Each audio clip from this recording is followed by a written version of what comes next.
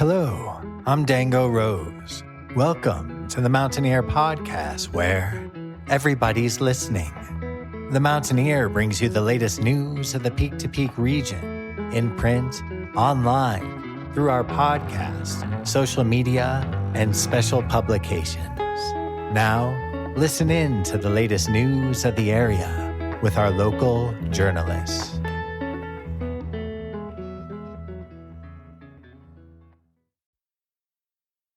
Hello, I'm Dango Rose, and this is the Mountaineer Podcast, where everybody's listening. And I'm Cynthia Davis. In this week's episode, we hear from Carl at Dino Moves Gym in Nederland.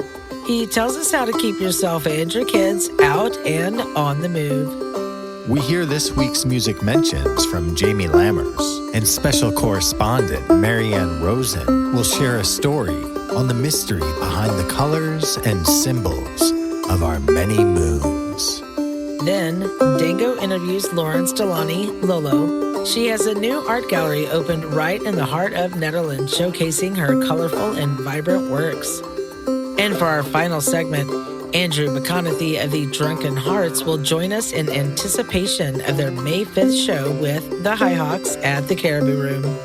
But first, some news from your neighborhood. The Gilpin County Slash site will be open for season Wednesday, April 26th. All Gilpin County residents participating in fire mitigation will be able to use the Slash site at no charge, but will need to provide proof of residency. The Mountaineer News team is currently assembling our Mother's Day Appreciation issue out on May 11th. Anyone hosting events or offering products and services geared towards celebrating Mom, be sure and contact info@themountaineer.com. We have special rates for ads and plenty of space to thank your mothers for all the years of unconditional love. As winter winds down, you may be experiencing a little cabin fever. So be sure and pick up a copy of the Mountaineer newspaper. It's great for reading and kindling. Each week you will find an updated list of calendar events and many more reasons listed to get out and embrace the melting of the early spring snow. Read more local news and feature stories in print and online at themountaineer.com. And that's it for this week's news briefs. If you have something to share, you can send requests for submission to info@themountaineer.com. As long as it meets our community standards, we'll be sure to include it in a future episode. Brightwood Music has been serving the Peak to Peak region and beyond since opening in 2008. The full-service music store offers new and used instruments and will even repair the ones you've got. Go ahead and check them out on Facebook at Brightwood Music. Brightwood Music is the best music store with altitude across the Peak to Peak.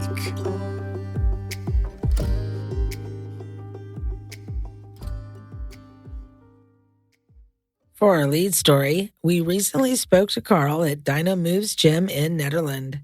Carl, can you start by introducing yourself to our listeners? Yeah, my name is Carl Fritzel, and I'm with Dino Moves, which is a local bouldering and indoor movement space right here in downtown Nederland. Obviously, this is a place people can get practice climbing all year round. Was that part of your inspiration for the gym? Yeah, I mean, that was definitely one of the inspirations for sure.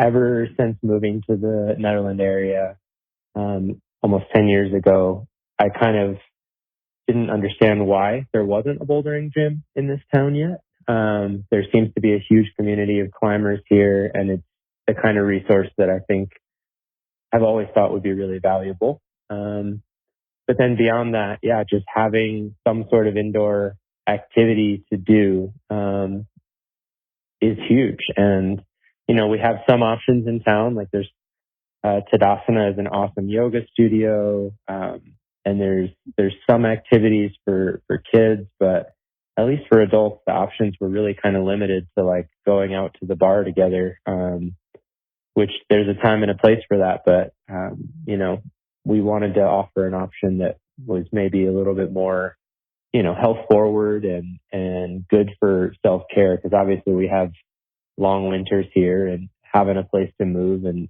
shake out in the midst of those longer winters can be really helpful. And you also have programs set aside for kids. Yeah. So right now, through the end of the school year, we're offering a after-school special, and it drops our drop-in rate by 50%.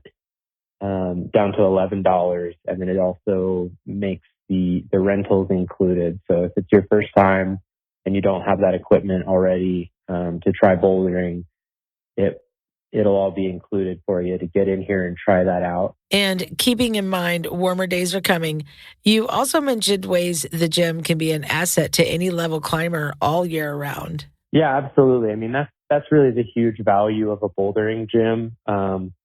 Is that it's an excellent place to train. So you can learn some of the skills and get prepared to be out on rock. And that's definitely one of our aims as a gym, is to try to get more people interested in the whole sport of rock climbing.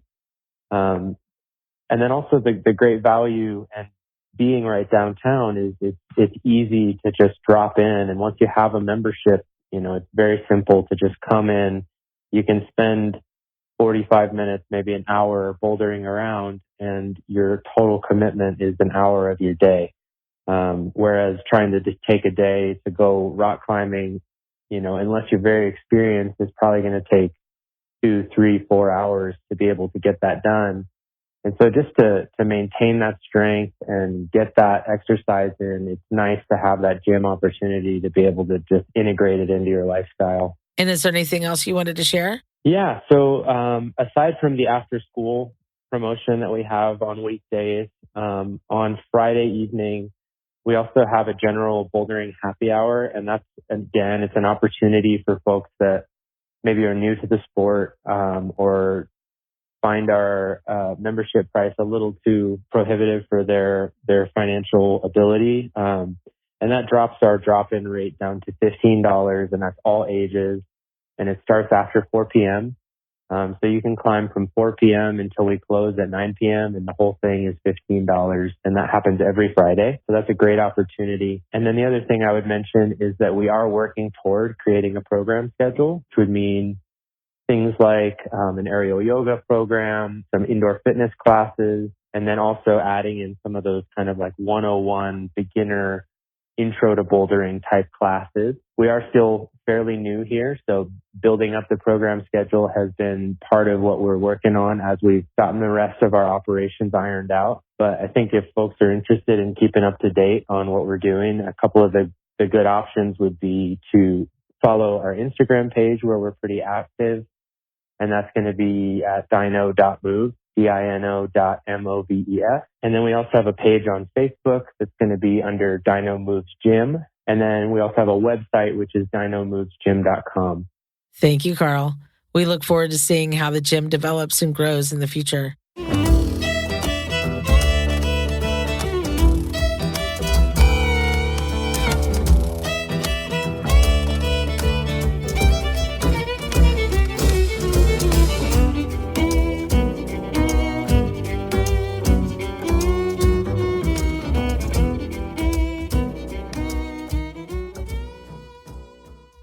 Now we go to correspondent Jamie Lammers, who will be delivering this week's Music Mentions.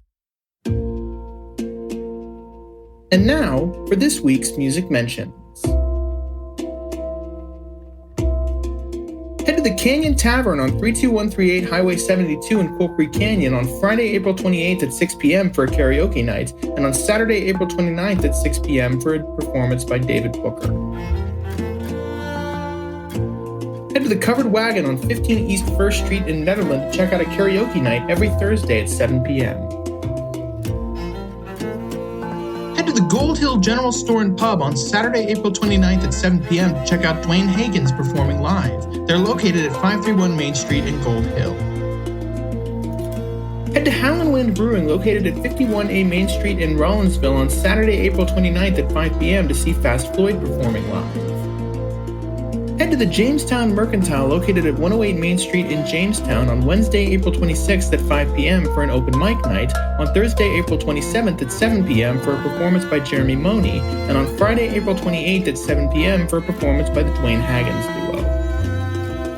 Every Saturday at 5 p.m., the Brewers Dozen featuring Kings of Prussia and Friends will be performing at Knotted Root Brewing. Every Sunday at 4 p.m., Jazz Sundays with Black Dog and Friends will occur. Head to 250 North Caribou Street in Nederland to check them out for yourself. Every Saturday at 6 p.m., the Millsite Inn hosts an open jam. Be sure to head to 44365 Highway 72 in Ward to check it out for yourself. Every Thursday at 10 p.m., the Cafe hosts a Damn Jam, and every Sunday at 7 p.m., they host a karaoke night. Be sure to head to 121 North Jefferson Street in Nederland to check them out for yourself. And finally, head to the Very Nice Brewing Company located at 20 East Lakeview Drive, number 112 in Nederland on Friday, April 28th at 6 p.m. to see Tom Pavere performing live, and on Saturday, April 29th at 6 p.m. for an open mic night. Did we miss you or your performance? Want to submit your music listing in the Peak to Peak area? Do you have updates to your business or to your performances? Please call 303-810-5409 or email info@themountaineer.com to be included in the next print edition or the next podcast of The Mountain Ear.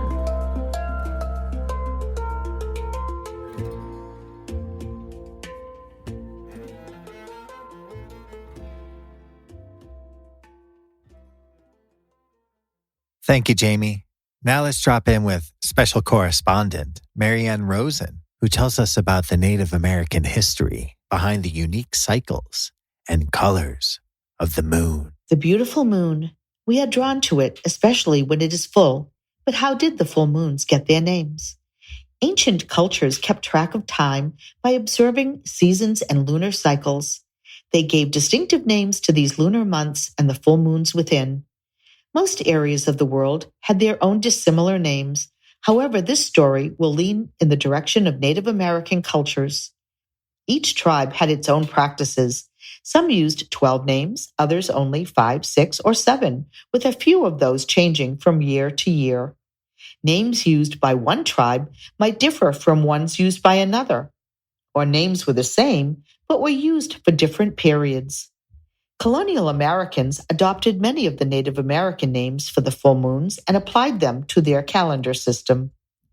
The most common full moon names are English interpretations of the Native American ones, and those will be the ones spoken of here, with an occasional interesting alternative mentioned. I have also used the 2023 full moon schedule. Most names may be self-explanatory, as they are, as has been referenced before, based on season and nature. Beginning with January, we have the wolf moon. Amidst the cold and snow of the month, hungry wolves would howl outside Native American villages, and thus the name. Some called this the cold moon. February's moon, the snow moon, was named as such because the heaviest snows fell in this month. The snow made hunting difficult, and so some tribes named it the hunger moon or the bone moon, as they would mostly be eating bone marrow soup. In March, the ground softens, the earthworms reappear, which then feed the returning robins, and so the full moon is called the worm moon. Grass pink or wild ground phlox is one of the earliest widespread flowers of spring, thus earning April's moon the name pink moon. This is also the first full moon of spring, the Paschal moon, and the date for Easter is based on this moon. In May, all flowers abound, and so the flower moon is aptly named. June gives us the strawberry or rose moon, as strawberries are ripe and ready for harvest. Some tribes called this the green corn moon, based on the stage that corn plants are in. July's buck moon represents the fact that deer are pushing new antlers through their foreheads, also called the ripe corn moon or thunder moon by some tribes. In August, as fish become abundant in major bodies of water and are more easily caught, we have the sturgeon moon. Continuing the corn growth stages, it is also called the harvest corn moon. And since it looks reddish through haze, it is also known as the red moon. This year, August has a second full moon called the blue moon. Although the name is used to suggest a rare occurrence, this actually happens approximately every 3 years. The full moon, most often closest to the autumnal equinox, is called the harvest moon, as September is the peak of the harvest and farmers can work late by the light of the moon. October's hunter's moon was named for the fact that as deer and animals are fattened, it is the time to hunt. There are a few thoughts as to why November's moon is the beaver moon. One is that it was the time to set beaver traps. Another is because it is the time that beavers are actively preparing for winter. And finally, in December, we have the cold moon. This is the beginning of winter when cold grips us and the nights are black and long. Some cultures named this moon the snow moon instead of the one in February. They saw it as the month when snow begins to cover the earth until it is time for rebirth. So the next time you go outside and look up at the beautiful shining full moon and you see and feel its light, think about nature's cycles and the seasons. Okay, folks, it's the Bizarre Cat Bazaar call to action for vendors, artists, musicians, and merrymakers. If you want to be a part of this exciting new event taking place in the heart of Netherlands, go to thebizarrecatbazaar.com. That's with both bazaars, a cat in the middle and a .com.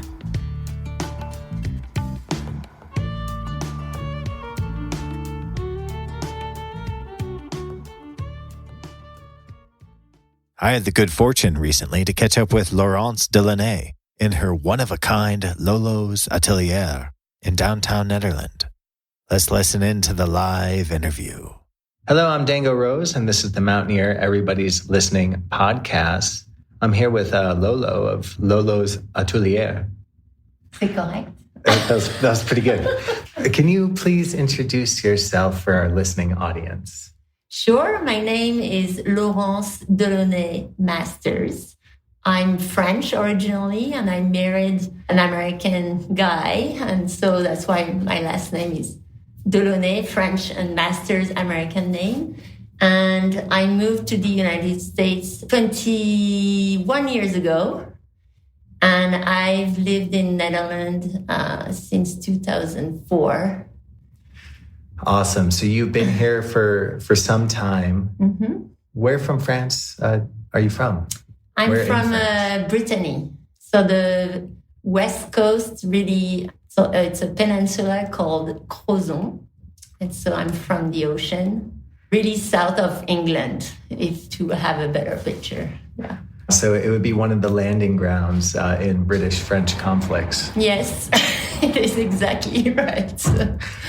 So we're sitting in your gallery. The artwork is absolutely beautiful. When did you open? It's not been that long, but I opened officially over the Easter weekend with a grand opening over 4 days. Wonderful. And how would you describe your artwork?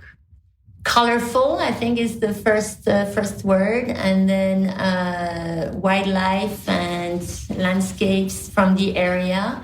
With the techniques I use are definitely inspired from Impressionism, but I also am very attracted by abstraction. So I'm trying a pretty good mix of both of those techniques. I also love to paint big animals on big canvases.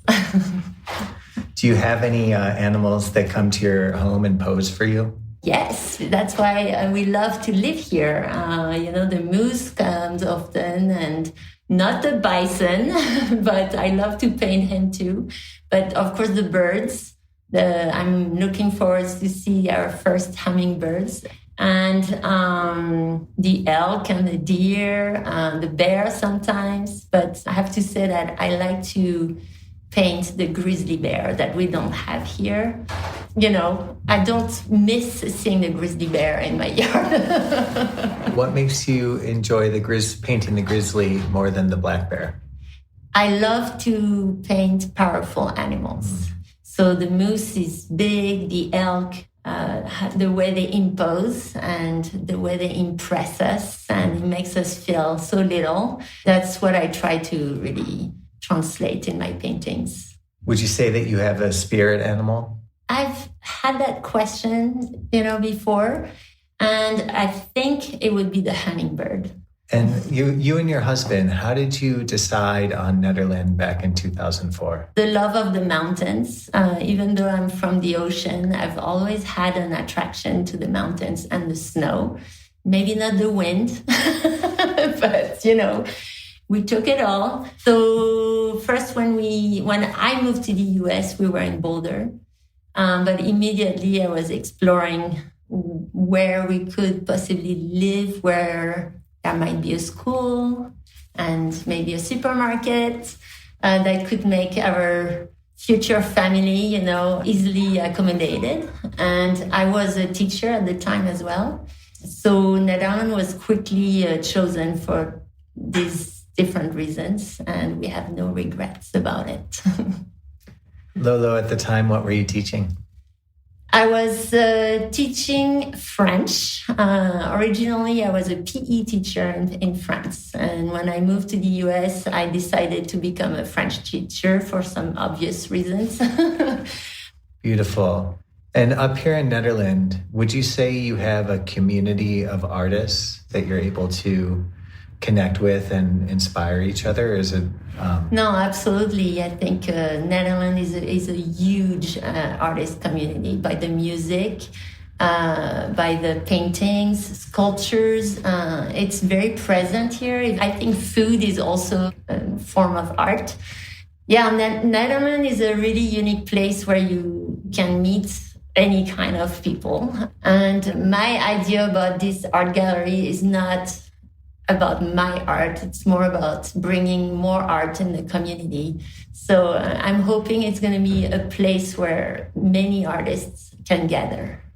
Thank you so much, Lolo. It's incredible to have you in the space here on First Street, and also your vision to bring the community in and to support the arts through your own creation and inspiration in Nederland is an inspiration to us all. Thank you very much. I appreciate it. There's gold in the blood running through my veins. There's gold in the wind and the cold, and it chills me to the bone. Fluttering leaves of orange and gold, burning embers turn to fiery crimson. My mountain home, my mountain home.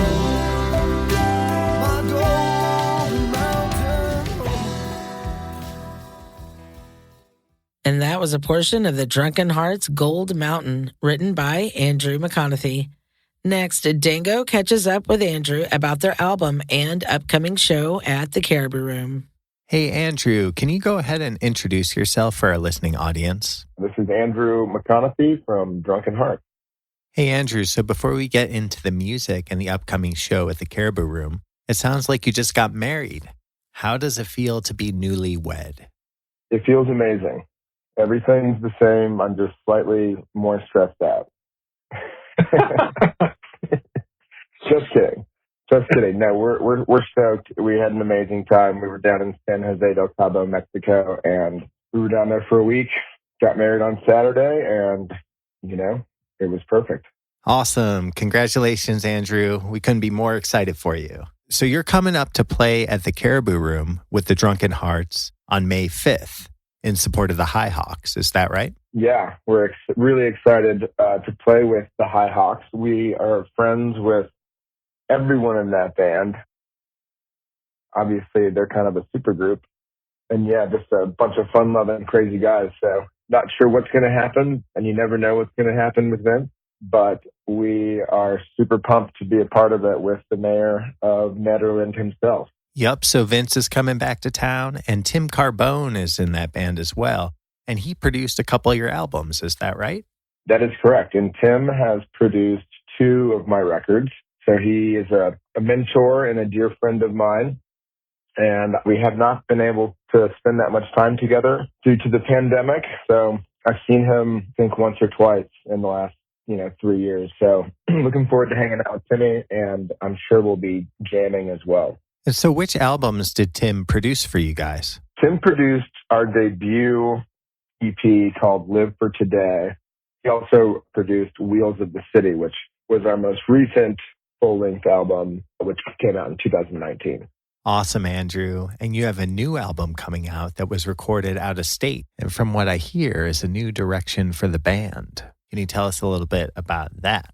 Just recording it in Nashville to begin with, I definitely enjoyed the process of kind of being in a more exposed environment, a more uncomfortable environment. I had lined up a songwriting session with this gentleman, Dave Pahanish, who has written a bunch of songs for Toby Keith and Tim McGraw and stuff. And so I was going to go write with him. So that in itself was going to make it different already, because I was really writing with more of a pop country guy in Dave. And then being in Nashville for any singer-songwriter, probably it's kind of like going to, London for the first time, or it's like this is where all the magic happened. And so that, I think, was exciting in itself. And internally, I think there was a shift there just being in Nashville. And who produced this album? Dave Pahanish, who I wrote all 10 songs with. He also produced it in his home studio in Lebanon, outside of Nashville. So being in Nashville, it sounds like you had some special guests come into the studio to record too. We brought in Neil Jones from American Aquarium on pedal steel, just an amazing country steel player. And so he is on half the album, and he really roots it in country because of that pedal steel. And then everything else was kind of built around that. So it just has more of a country flair in general, I think. And then the songwriting, obviously, writing with Dave also kind of drew more of a country influence. Jason Carter's on fiddle. Lindsay Lou and Cal Tuttle are on there. So there's some, Silas is on mandolin. So there's a lot more bluegrassy instrumentation to the whole thing. Vince Herman plays kazoo and washboard on a song. He and I and Dave wrote another song on it. I wrote one of them with Keith Mosley from String Cheese. So the whole thing was a collaboration. It sounds amazing and like a great collaborative efforts on so many levels. What can folks expect coming out to the Caribou Room on May 5th? Well, we'll definitely be playing some of the new songs from the album, including some of those that have already come out. We've got 3 songs already out: The Bright, Good Graces, and Forever Highway.